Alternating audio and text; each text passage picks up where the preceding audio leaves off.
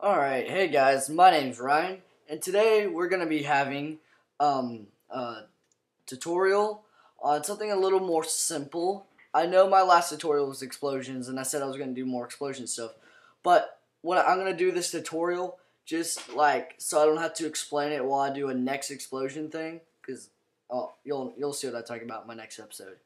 But anyway, we're going to be talking about advanced cloning. I didn't want to do anything too hard, like intercepting, but this little walk by will work. Alright, this is actually a lot easier of effect than it looks, but it is really impressive if you have it in your videos because it shows that you don't use iMovie. And as you can tell, you can get some pretty good shadowing right here. Looks pretty good. No fade ins or anything like that, and no green screen lines because this isn't green screen. And I'll show you how to do it, some advanced stuff. Alright, so what you're going to do is you're going to shoot a video. Let me get the actual clip just to show you what I'm talking about. You're going to shoot a video and you're going to find the points that you want. So let's just say I want the part of me walking right here. I would go Alt begin bracket, Alt in bracket, and then I would find my other point, duplicate it. I would find my other point where I want him to run and such on. But I've already done that. So when you have it chosen, it should look like this. And if you want to help, you can turn the top layer onto 50% occupancy so you can get it aligned pretty well. Now what you're going to do is you're going to name your bottom clip base so you know which one's the base clip and you know which one's the clone clip.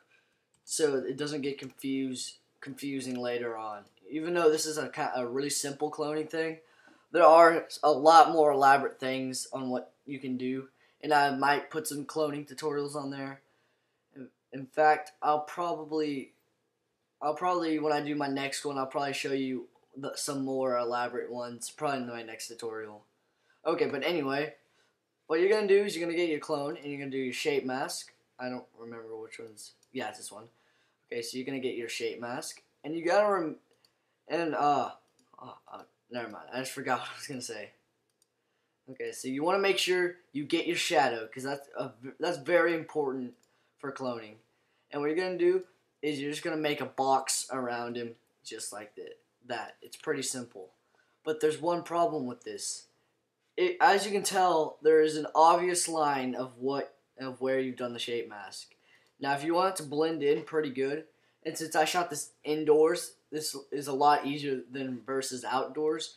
All you're going to do is just feather it a lot, but not too much. Like, if you do it too much, then you'll start to lose your clone. You probably want to do it 31. So the shadows intervine, or so it doesn't look bad, even though the shadow does get cut off. You could go in there and shape mask. You could go duplicate it, call it shadow of base, and you could go shape mask and pinpoint every single frame for the shadow.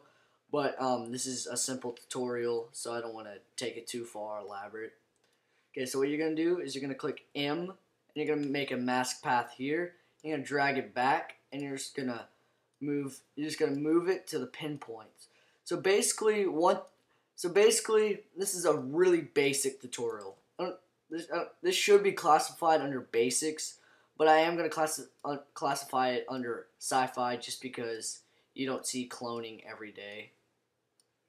But yeah, you're just moving pinpoints, and it's really easy. See, but you might run into problems like that, so you want to avoid that kind of stuff.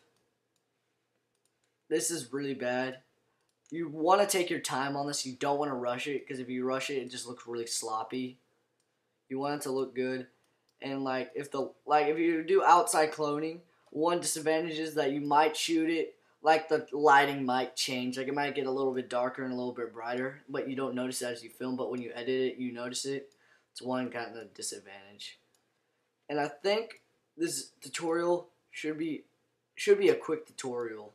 I don't know. I don't have a timer on, but I bet you it's quick because we're practically almost done. Yeah, that's all you have to do. Pretty simple.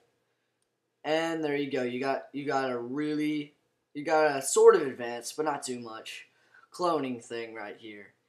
And this tutorial will help with the tutorial I'm going to be posting after this one, the next tutorial. Because that one I'm going to go into depth a lot more into the explosion and the tutorial itself. I'm going to make it look, I'm going to do, my next explosion will look really good. Because, okay, let me just tell you really quick before we go, since we have some time, about what my next explosion tutorial is going to be. So it's going to be an explosion, but there's going to be another person there, and I'll show you some examples of that. I'll have some pulled up from the internet and that kind of stuff, so you can see what I'm talking about. Alright, thank you for watching this cloning thing, and if you like my videos, please subscribe, please comment if you have any problems with the videos, and yeah, that's basically it. Thank you for watching my videos, make sure to watch some more. Adios.